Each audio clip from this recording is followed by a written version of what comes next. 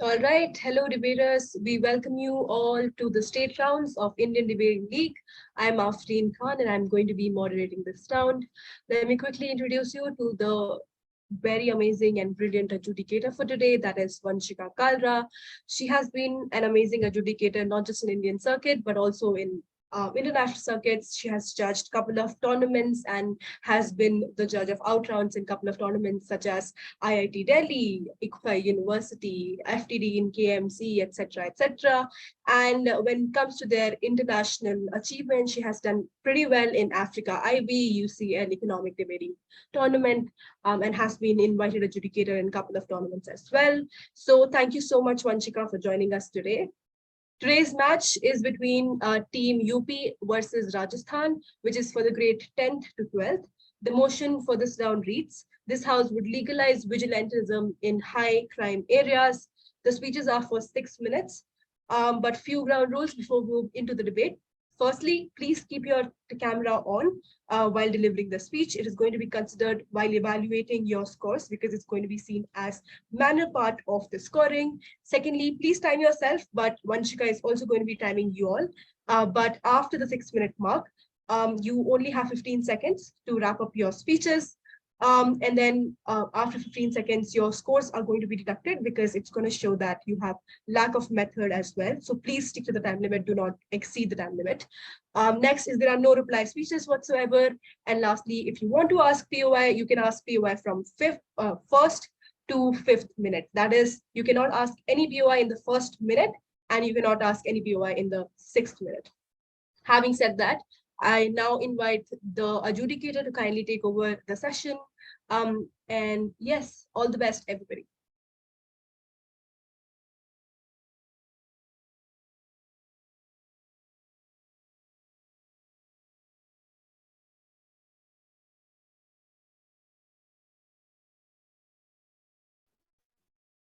Yeah, hi everyone. I hope I'm visible and audible to all of you. My name is Vanshika. I'll be judging this round. I welcome you all to this round.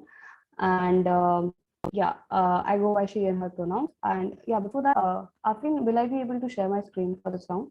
Because for the last round, it did not allow me I mean, it's not necessary. You can just send for time. setting in the timer.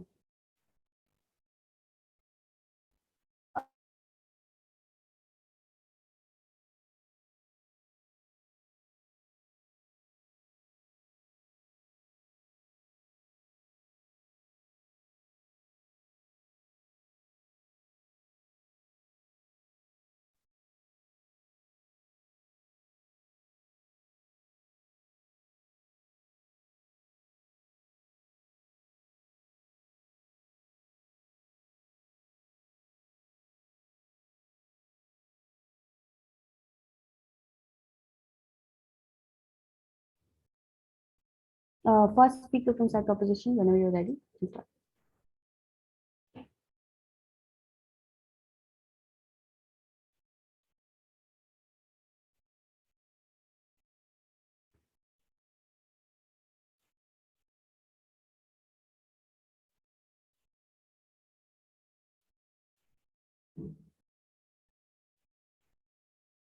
Prop 1, Sri Parvati, are you there?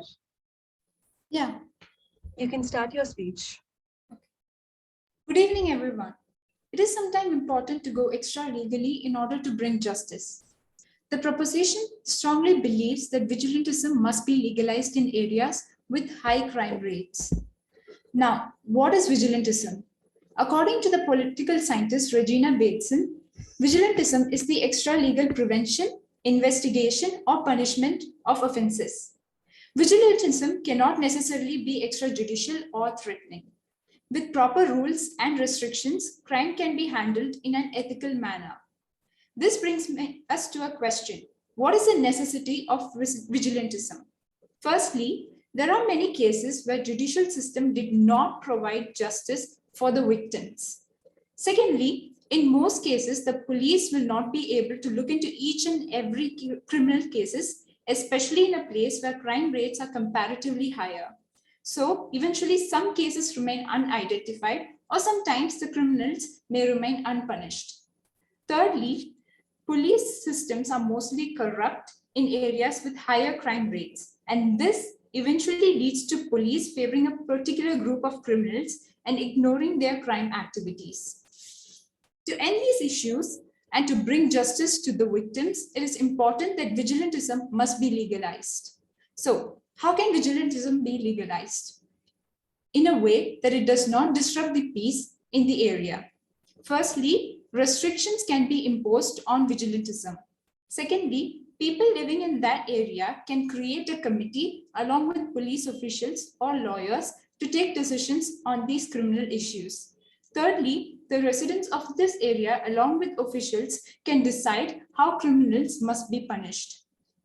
Now, how can vigilantism reduce crime rates? Firstly, when criminals get to know that strict actions are being taken against criminal activities, then this can probably reduce the crime committed by them. For example, in the Netherlands observed steady decrease in crime rate since 2012 as a result of increased self-defense group in the country. The Netherlands has also encouraged the emergence of these movements without setting out any guidelines. Hence, the proposition strongly believes that vigilantism must be legalized in areas with higher crime rates. Thank you. I would thank speaker for the fine speech, and I would like to call upon the first speaker from side opposition. Go ahead. Hi, yeah, am I perfectly visible and audible? Yeah, you are.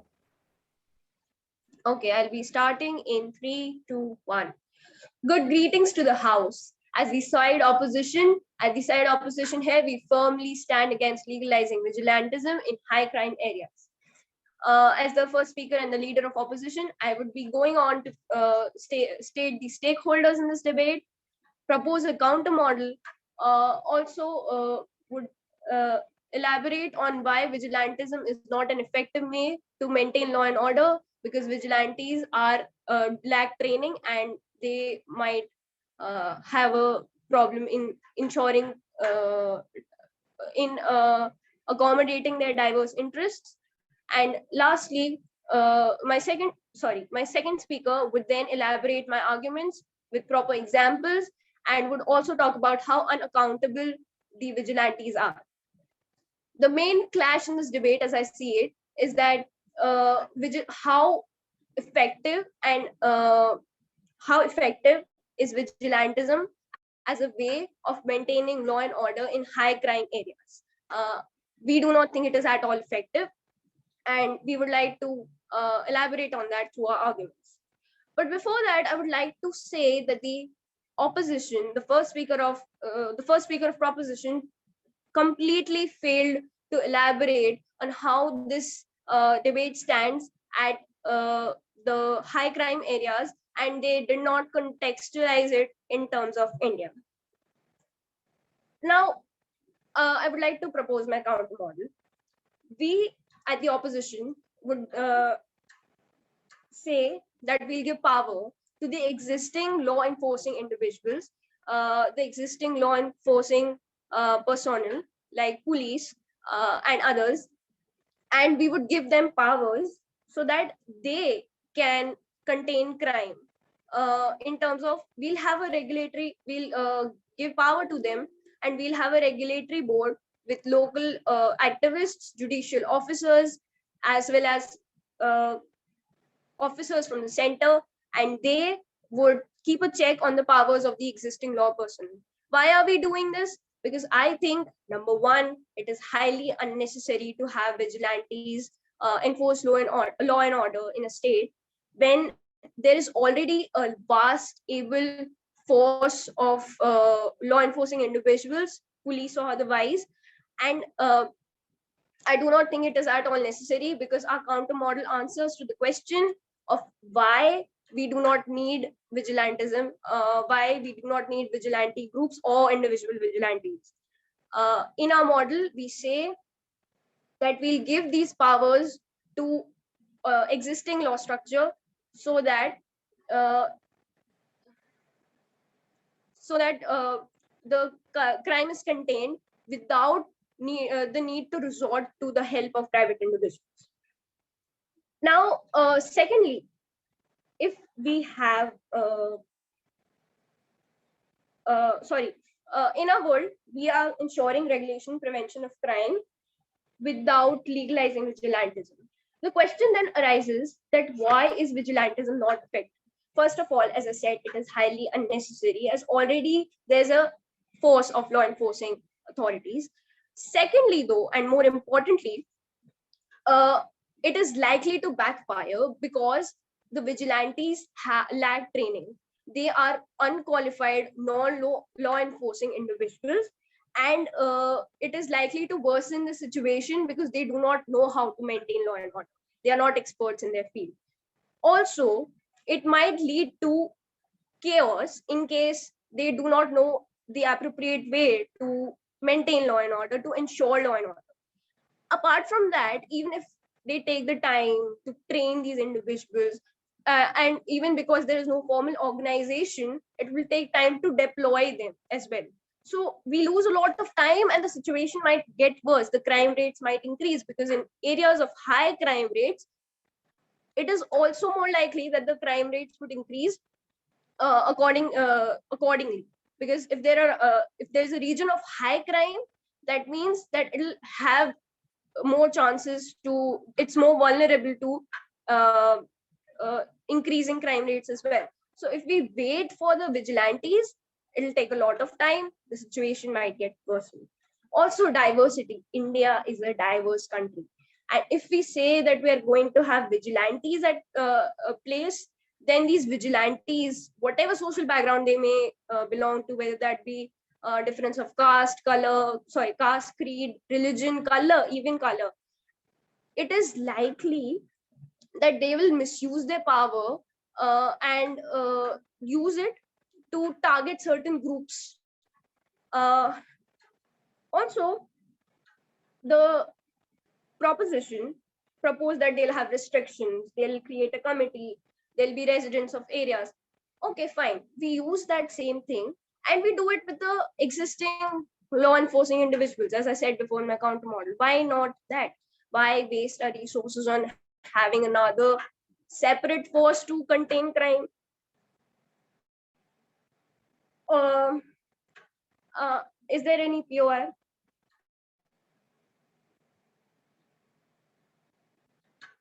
Since there isn't any, I would like to end my debate. Proud to propose. Proud to oppose. Great. I would thank the speaker for the fine speech, and I would also like to remind all the speakers that POIs are only allowed in the middle speech, which is after the first minute and before the last minute. And yeah, with that, I would like to call upon the DPM to elaborate on the case. You're here.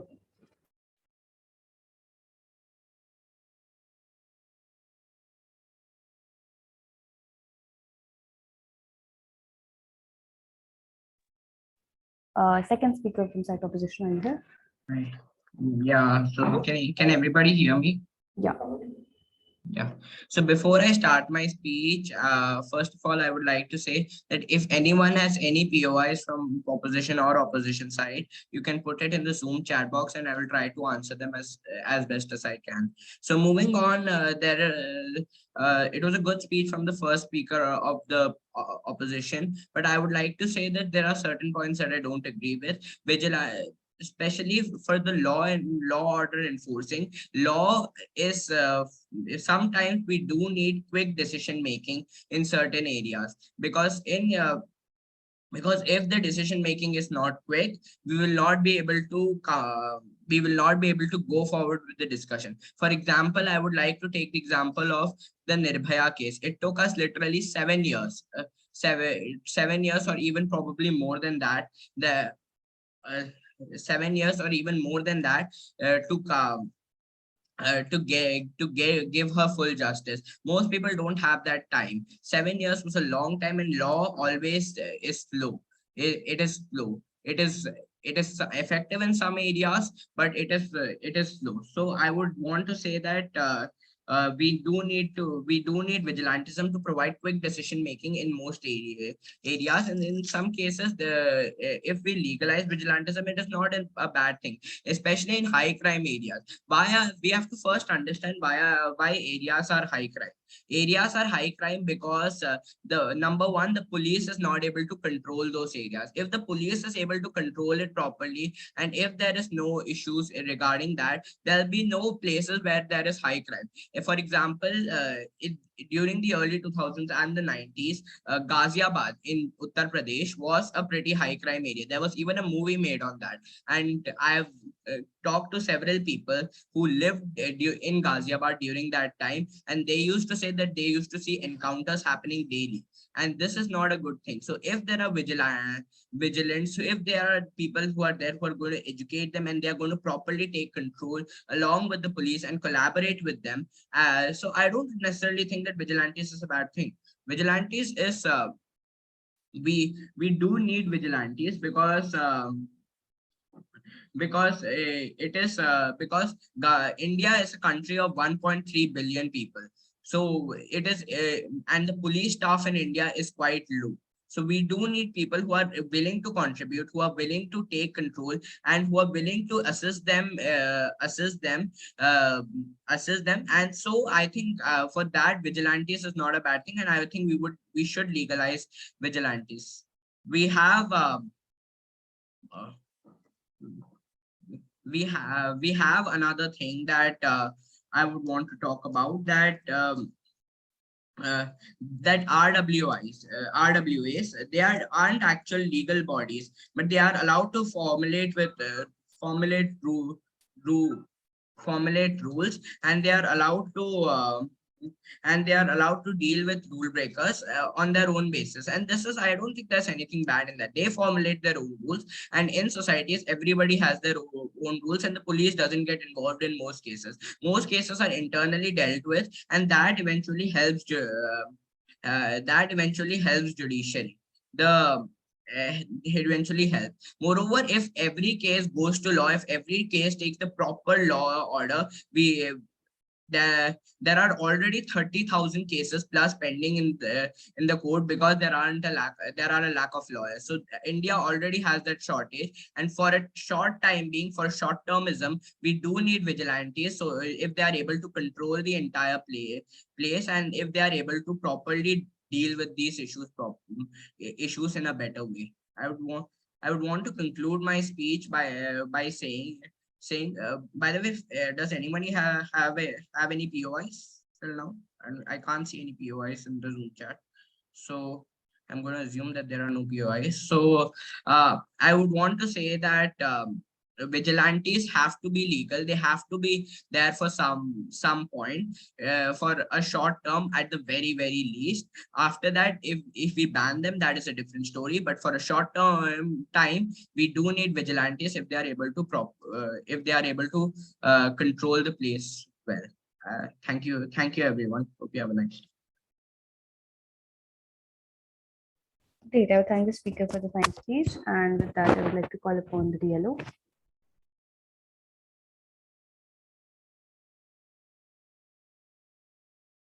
Am I perfectly audible and visible to all of you? Yes, you are for me. Okay, thank you. So, as the deputy leader of opposition from Team Rajasthan, allow me to begin by presenting rebuttals of the arguments put forth by the proposition. So, the Prime Minister mentioned that in high crime areas, criminals can be left unpunished and without vigilantism.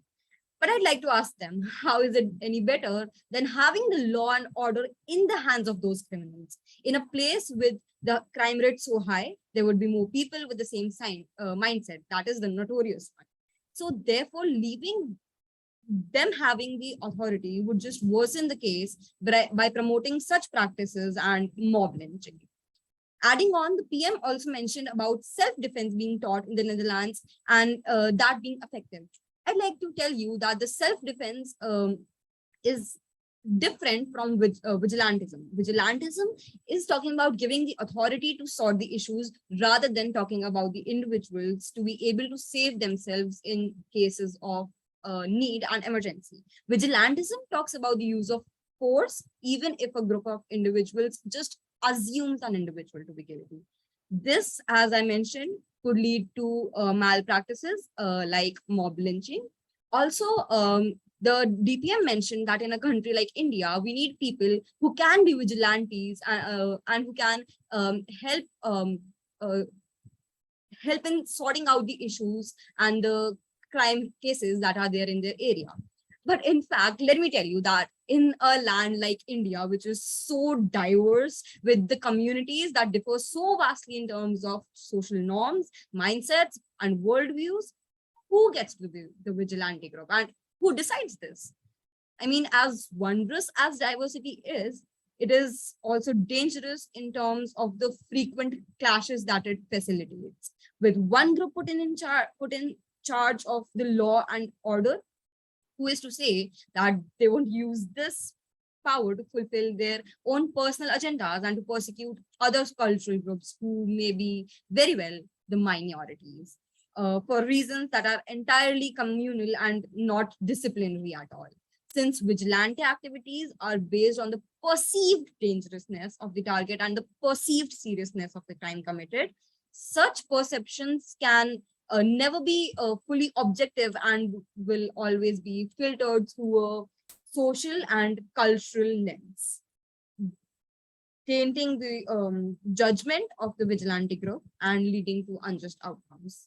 This would therefore result in instead a higher crime rate, keeping in mind the perceptions and mindsets of people, most of the people living in the high crime areas.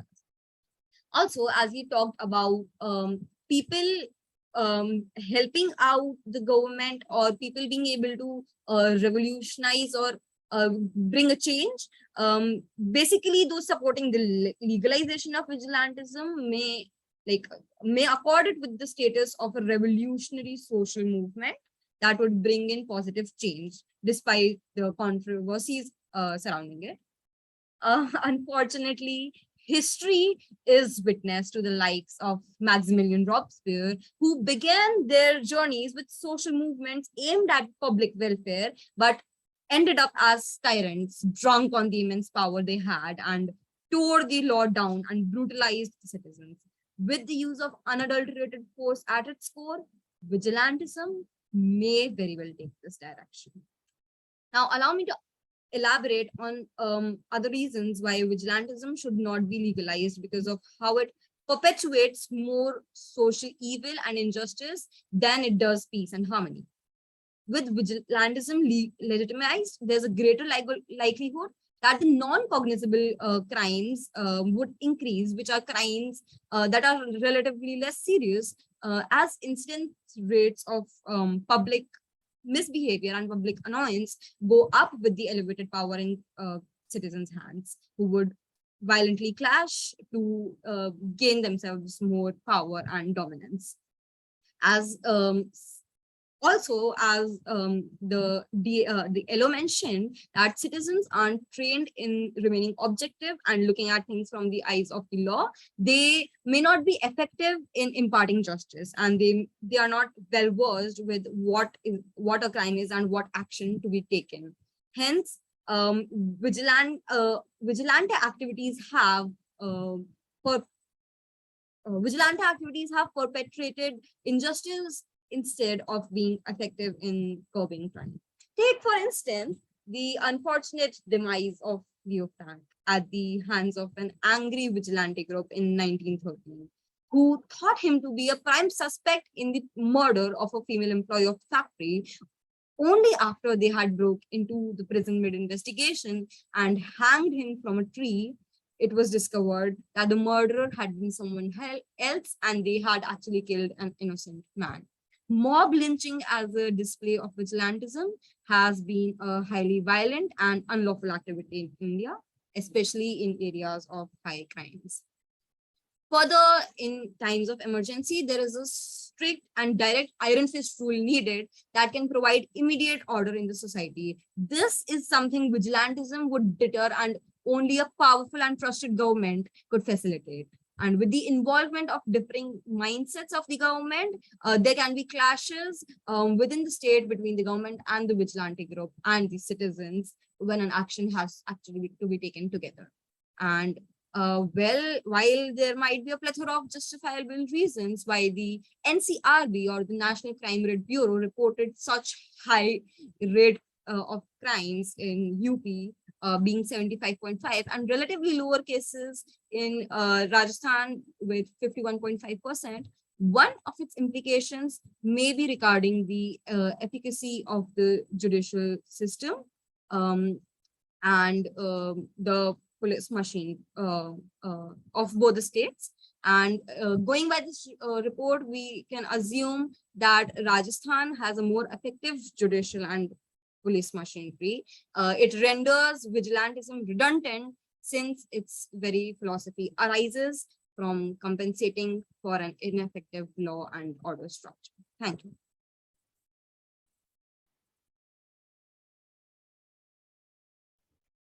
I would thank the DLO for the fine speech. Now I would like to call upon the whip speaker from side proposition to summarize the case.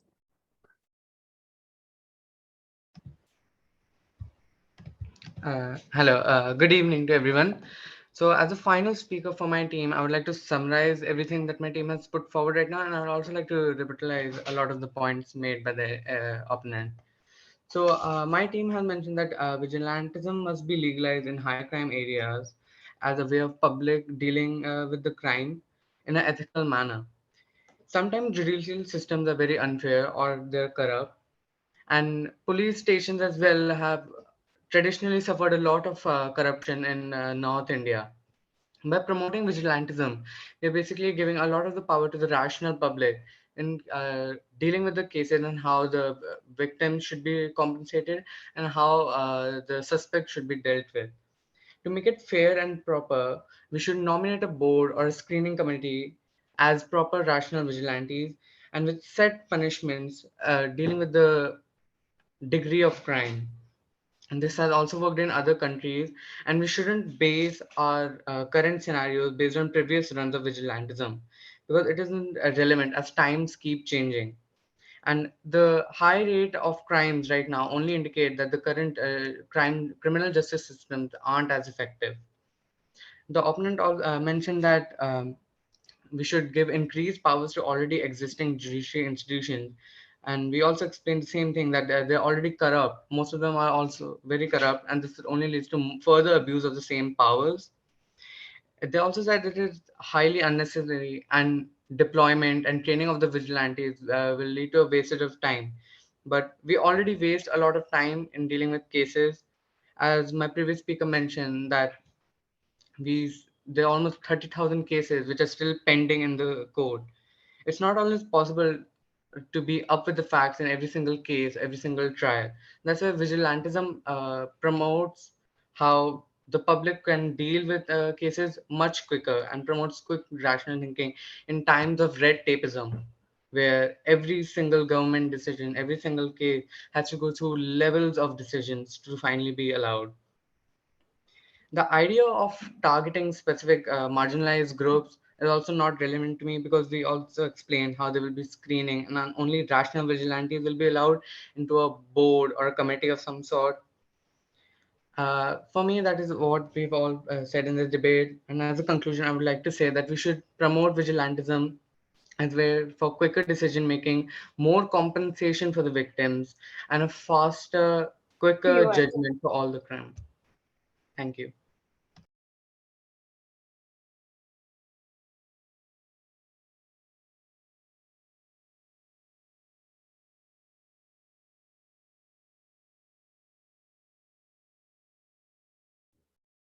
Great. I would thank the speaker for a fine speech.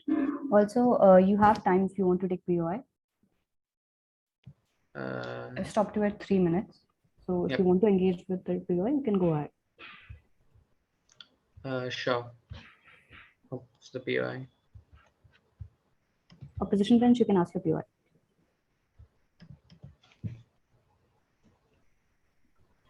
Okay, so the proposition mentioned that it'll be quick, but we already mentioned in our speech that it won't be quick because they lack training.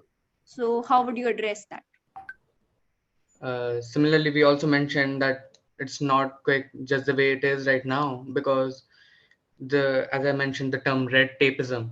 Every single decision has to go to so many officials to be finally allowed. A small act that can change, for let's say the currency, has to go to levels of government offices. Similarly, every single case, every single compensation unit, every single judgment, or like the judgment we're going to give to, has to go to so many different lawyers, justices. So in reality, when we give the more power to the public, they're going to be able to come up with a decision much quicker. Sure, they'll take some time in training them, screening them, but in the end, we're going to have a much quicker and much more efficient justice system. Thank you.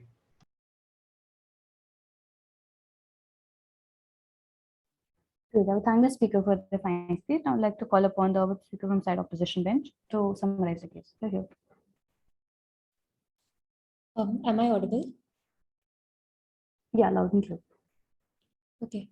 POIs verbally, please. Thank you.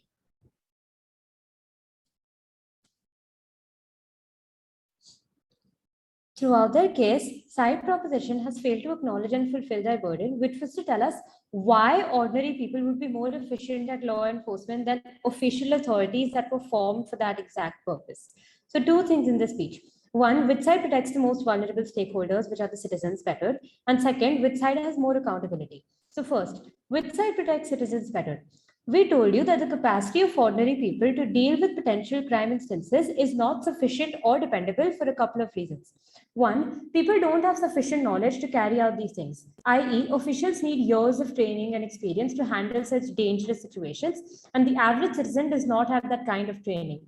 This means that you could blow things way out of proportion that could lead to the loss of life and other devastating effects. Second, humans are generally very bad actors under stress, which means that most people, when encountered with such a situation, would either freeze or panic, leading them to frantically take irrational decisions, which also ties into their lack of experience and training of how to react in these circumstances. And third, people aren't qualified to distinguish between what is a serious enough situation to enforce law. This means that as a general human error, we're going to carry out actions that are unnecessary and just cause a lot of chaos. As a result, they may end up aggravating the situation and commit crimes themselves, where they don't really know what a reasonable response is and when to apply that response and to which situation. Proposition points out a lot of problems with police regulation and then go on to validate their case by saying the police is going to look over these citizens. But this regulation has three problems. One, if authorities have to look after them, it would lead to them being even more inefficient because now they have one more thing on their plate. So the layers that they were talking about of bureaucracy, one more layer gets added when they have to regulate these groups. So there's a clear model mechanism mismatch from proposition. Second, it would take too much time for the average people to carry out because they're not well equipped. So if there's an urgent issue, vigilantism would be extremely ineffective. And third, there is ambiguity as to what is reasonable and what isn't, right? Because people won't know how to make that distinction, especially given that crime areas are characterized as having high illiteracy rates, presence of gangs, and really are in developed areas. So unless we get a clear list of what is reasonable and what isn't, which is pretty unlikely because there are hundreds and thousands of these cases, we'll only have chaos if it was left to human distinction. Before I move on to the second clash, if you have a POI, I'll take it.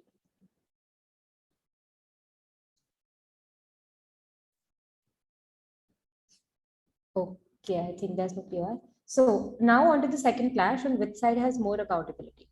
We told you right from our first speech, there are structural reasons why trusting citizens with law enforcement is an extremely bad idea.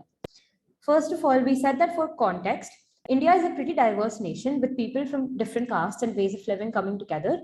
And especially when it's clubbed together with high crime areas, which means underdeveloped areas, people are not really educated here, and it's not a very coherent society, which means that it's going to lead to bias, which is harmful because one, people can misuse this power for personal differences, which our first and second speaker have been pointing out constantly, and proposition has failed to respond to it by using it illegitimately, right?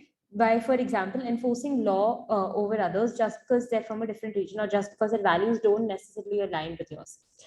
Proposition talks about justice. This is the complete opposite to justice because according to their case, the police will have to believe what people say, which isn't inherently true, and it's just a result of personal bias.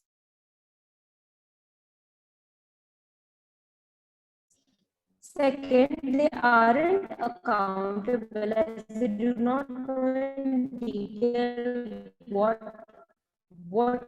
crimes are and what aren't, even if they broadly know, right? Proper training to distinguish, even if minor or not. And third, and this is very important, people can clash with legal authorities and argue that they have power over this particular, like taking people to the police station, not actually punishing them.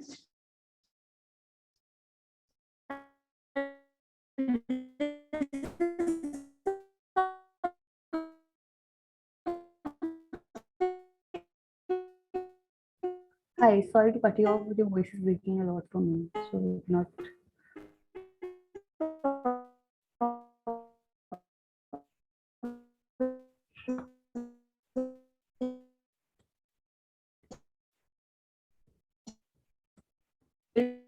To understand, because they keep saying we need quick at that justice level. They don't really give us a legalize it for.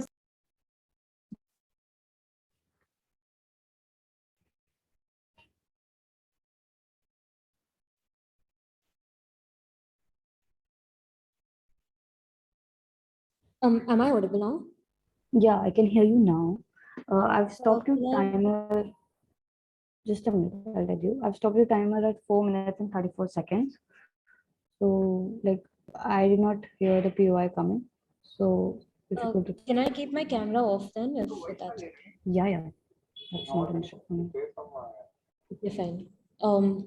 Yeah, if there's a POI, I'll take it. Yeah, so yeah, the POI from my side is that if the how do you reduce delays first of all that is caused due to following of laws, because as I elaborated in my speech, it takes a lot of time for a proper case to be done, and plus if the policemen are corrupt, is that truly the correct form of justice that we want to serve to our citizens? Okay, first of all, if the police people are corrupt, there are a lot of reasons why normal citizens wouldn't be just as well, as I just elaborated on having personal differences, right? So you can't really say that they're going to be completely objective and completely unbiased. People usually have less training, so they're actually more biased than official authorities because they're trained to be objective and look at situations like that and not take their personal differences into account. But on the issue of having time, that there are a lot of layers, the fact that your model says that the police is going to regulate these groups means that there's just one more layer added into the bureaucratic system, which means it's going to take even more time. And second, people are not trained, so they won't know how to react to these situations. So it's anyway going to take more time, because for them to figure out how these things are, how law is going to be enforced, and for them to figure out how is the proper way to do things, it's going to take more time. So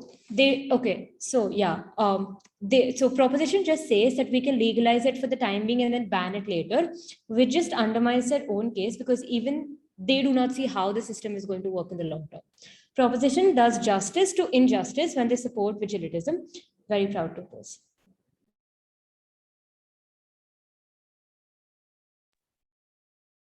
Great. I would thank all the speakers for their wonderful speeches all throughout the debate.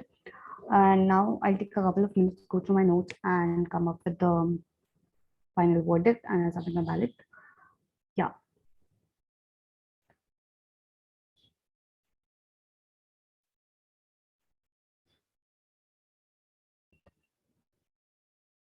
Yeah. So this is how my OA will look like to you guys. Firstly, I'll tell you guys my verdict, which side wins, which side loses, will be clarified right there. Then I'll be talking about the metrics I've used in order to judge this debate. Nextly, I'll be moving on to discuss the burden for both the houses. And after that, I'll be discussing the clashes that are present in this debate. And lastly, I'll open the floor for any questions if you guys have any for me. Yeah, so starting off with the verdict for the House is that the opposition takes this debate and the motion falls and opposition wins.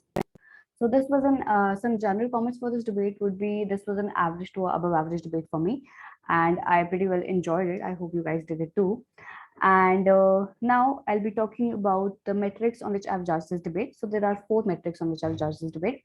Firstly, and for most importantly, which is the role of engagement. So as usual, for any debate, for any concourse to happen, it's important that both the teams engage well with each other's case.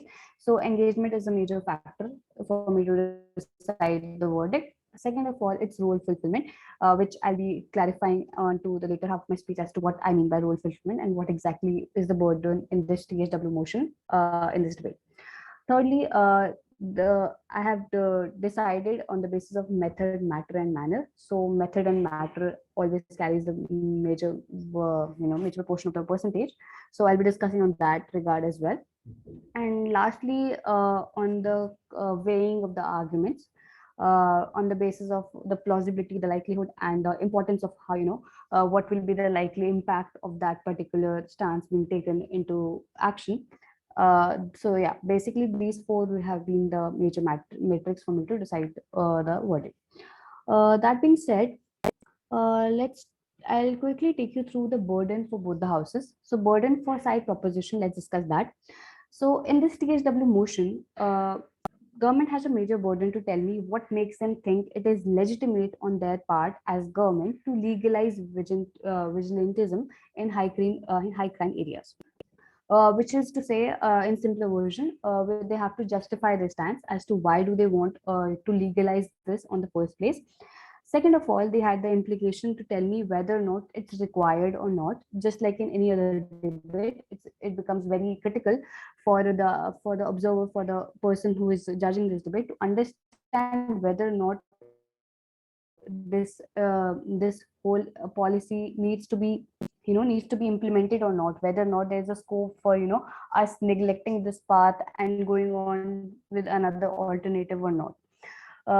Third of all, they have to give me a clear parameter on of what will be the likely implications of this of their policy being mechanized and coming into action. What will be the harms, what will be the benefits? So if I talk about the government side, government had to talk about what could be the potential benefits coming out of this particular motion, and how are then they dealing with the harms. Are they ready to bite the bullet that side opposition will be telling them, and so on and so forth. And lastly, is my voice echoing? I guess not. Now it's better. Yeah. So lastly, on the basis of paradigm analysis, as I call it, this has been the 4th major burden on GovBench to tell me what will their world look like after this, after what they want to stand for has originally been implemented. Let's say we have legalized vigilantism in high crime areas. What will the world then look like? How is it better off? And so on and so forth. Similarly, on the similar lines, opposition also had the same kind of burden wherein they have to tell me why do they think it's not the right approach for us to deal with the problems. Why, what are the loopholes associated? What is problematic in this, in this whole narrative of legalizing vigilantism? What could be the likely impact? How can it harm it? How can we be better off without using it? What could be the counterfactual, and so on and so forth. So that being said, 3 questions that I asked, no, actually there are 4. 4 questions that I asked myself after the end of this debate is, and that have helped me to decide everything. It's A, which side has taken an extra effort to understand the pragmatic implications of their own case. B, which side can ensure me that the stakeholders will be better taken care of by the end of this debate. C, which side can show me the correct picture of the world and how things can be different. How can they stand for bringing change in the society? How is their model working in that very phase? And lastly, which side has proved me that this is the solution to the problem proposed in the motion? Yeah. Now I'll quickly move on to the clashes and discussing what government bench had to say. So what I'm going to do now is I'm going to sort of reiterate the case presented by proposition bench, and I'll quickly deal with the clashes and anything that I need to add extra other than what opposition bench had already stood for. So what proposition bench comes up with is they start their case with a very good notion. They start with talking about what is the need of vigilantism in the first place. wherein they clarify to me that there exist major loopholes in the existing system. The existing system is not a very fair system. We are having a lot of problems in that very system. It's unfair. There exists tapism.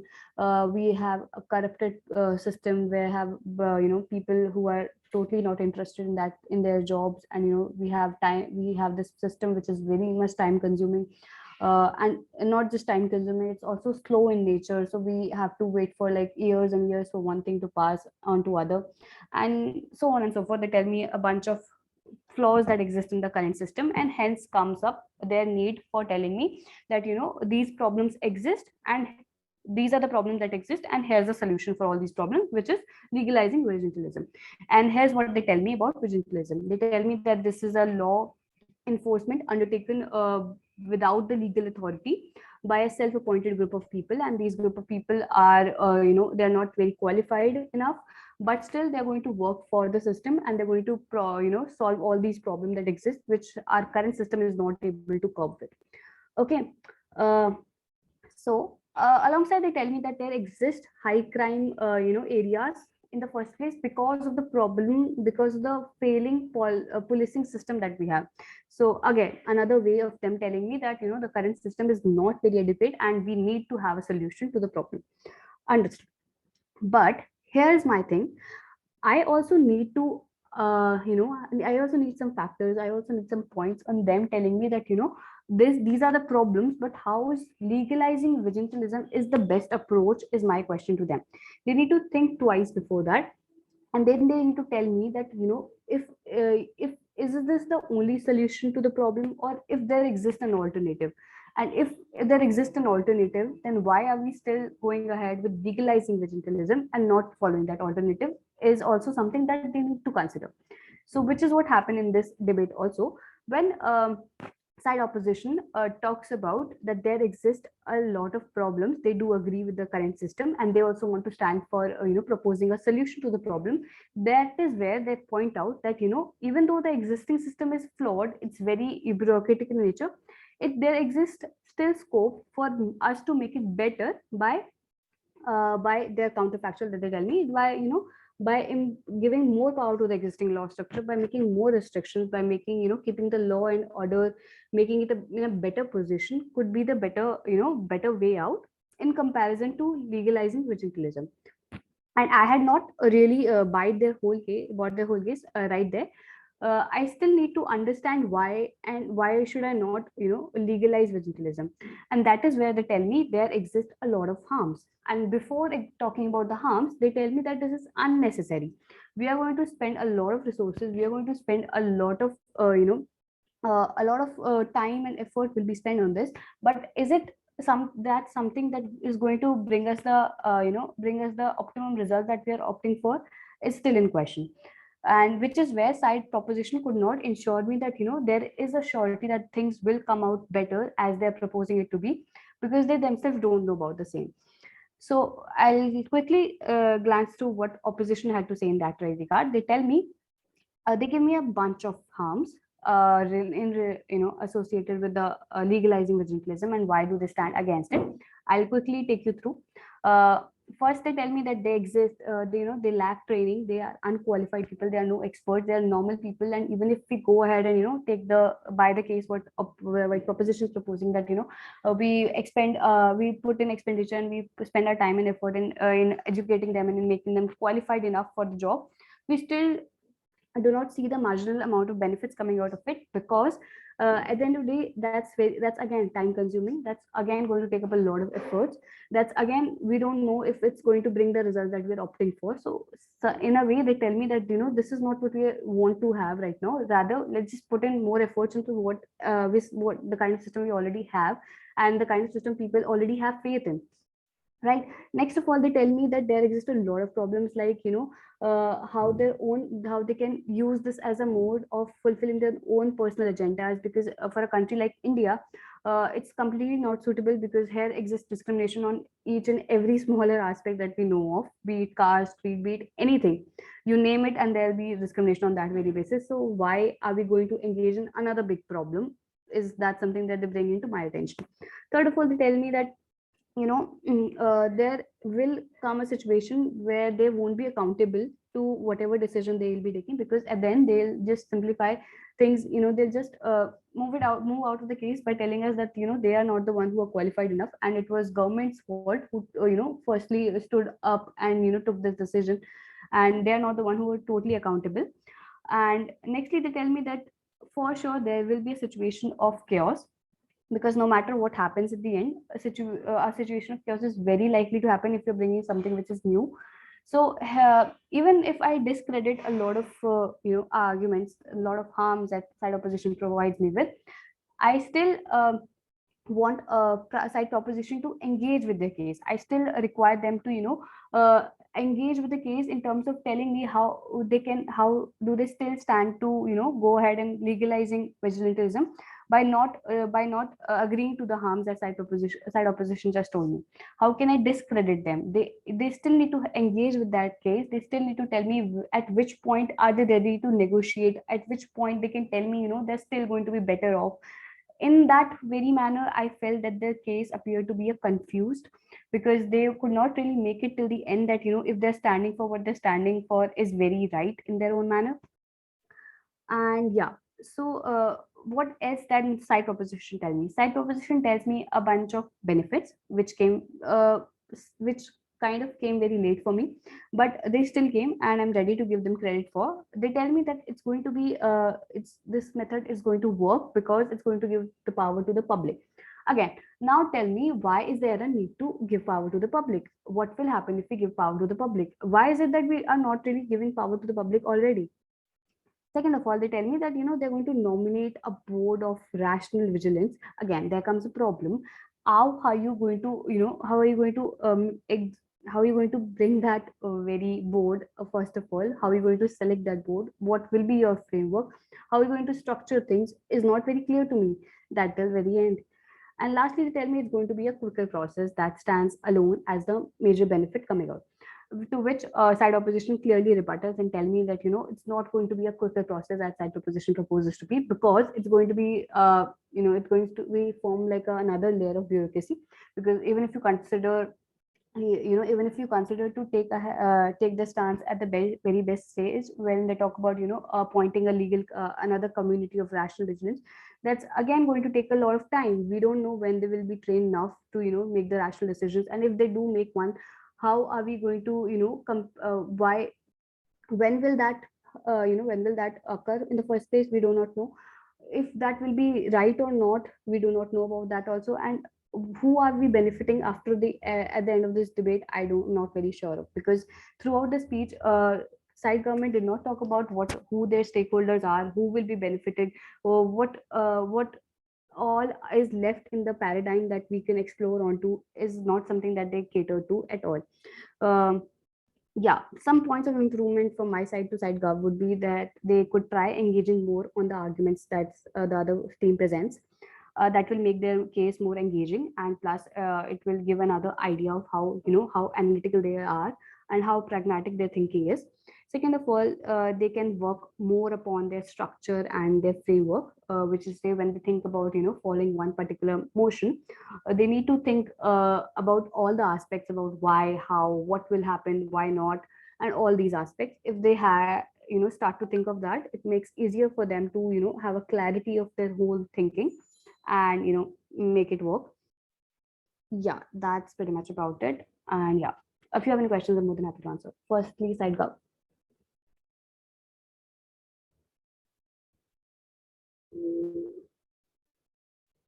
Side gov, you have any questions for me?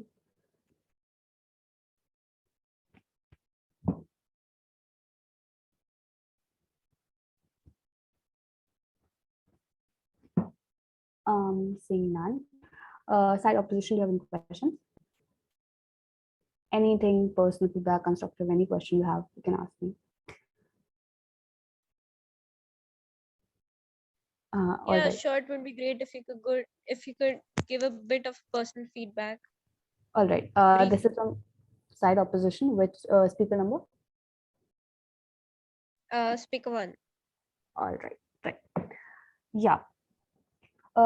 Side opposition speaker one. Just a minute.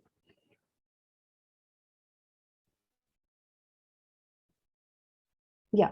What basically is the role of LO in any debate is that they have to have a clarity in their whole, thinking process, because they are the one who is initiating the process, who is leading their case. They have to have a clarity about what they are opting for. Why do they not want to stand for? So in this very motion, the burden, as I just talked about, what you could have done is you could have just narrowed down your case into you could have just divided your case one by one, by talking to me that A, I'll be talking about why this is unnecessary. B, you will be talking about what are the harms associated. C, you could have been talking about C, my partner speaker will be talking about this particular aspect of this. And D, why do we not think this, who will be our stakeholders, what which all parties will be affected, and so on, right? Whereas when you start off with you talking to me about this being unnecessary, it's still not enough. Okay, so whenever you start off, you have to make sure that you have something backed up with it. Just a mere argument that you tell me that this is unnecessary is not enough. You need to tell me why is it not why is it unnecessary, what will be the what and how the government will be affected by this. Why is it unnecessary? Do we have an alternative? And then you could have come out and talked to me about what is your counterfactual, which was a very sharp move to be very clear in the very first speech, when you told me how you could have better law and structure. I think there exists still scope for you to work upon your counterfactual. So which is say that if you have talked about your counterfactual in the first speech, it's also necessary that your member speakers also talk about that counterfactual, and they also keep on repeating that very part, if not bringing another new extension, right? So what that makes it look like is that you have a proper format, you have a proper framework that you're following, you know what you're standing for, you also have your counterfactual in your hand, and you still want to continue with it because you stand that you don't want the other party to take in the benefit of you forgetting your counterfactual. Other than that, I felt your case was pretty much good. You had all things in the proper format, and yeah, that's pretty much about it. Thank you so much. Thank You're you. welcome. Could you give personal feedback for speaker two as well from team opposition? All right. I personally very much like the whole speech of TLO, and they are the best speaker for me from side opposition bench. Just letting you know.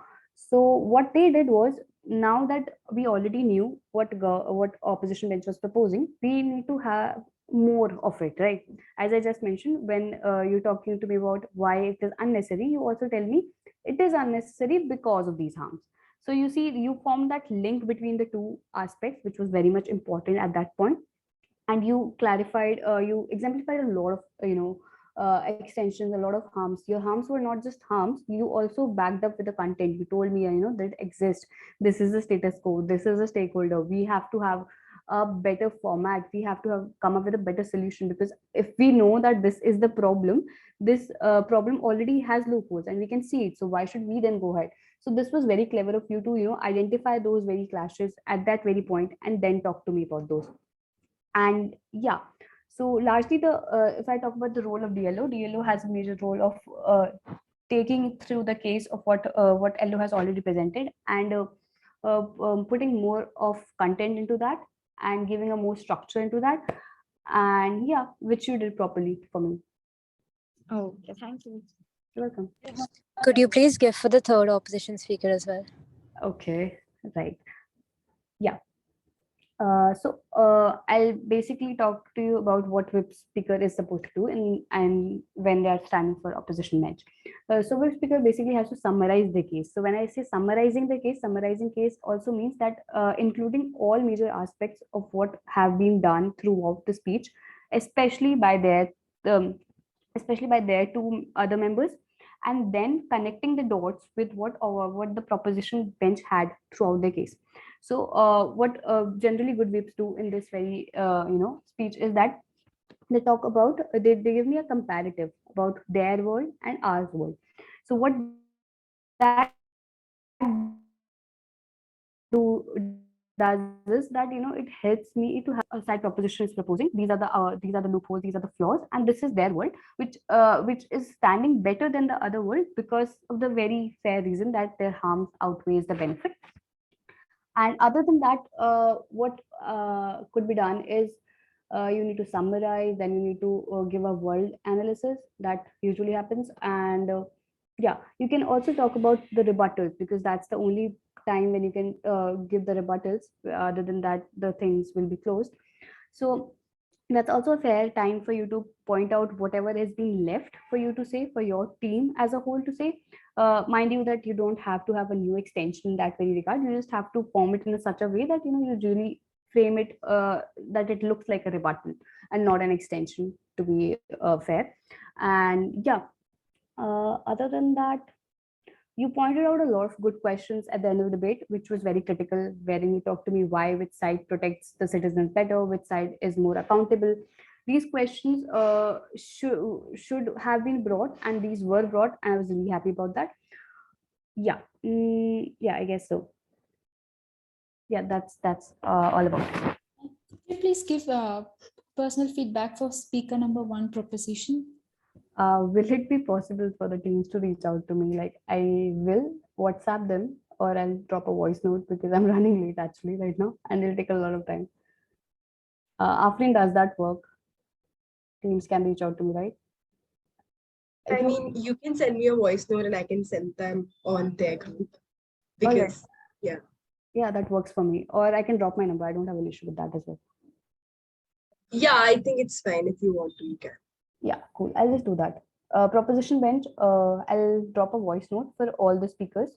Okay, thank you. Yeah, drop my number. You can reach out. All right, congratulations to the team going through, and congratulations to the team UP. You did pretty amazing.